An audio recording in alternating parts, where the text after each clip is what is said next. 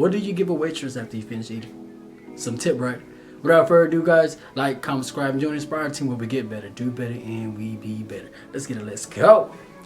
Today's tip of the day is there's only one person in this world that's responsible where you're going to be tomorrow and where you're going to be today. And that person is you. If you don't like your lifestyle and you want to make a change, go ahead and make a change.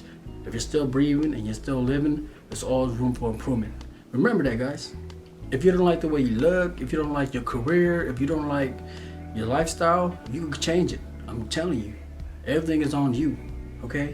Get out that comfort zone. Go ahead and try to be somebody that you want to be, okay? Don't linger on to the past. Don't focus on anything that's negative. Just focus on what you need to do to better yourself every single day. And I guarantee you will have the life that you want. You will have the life that you need.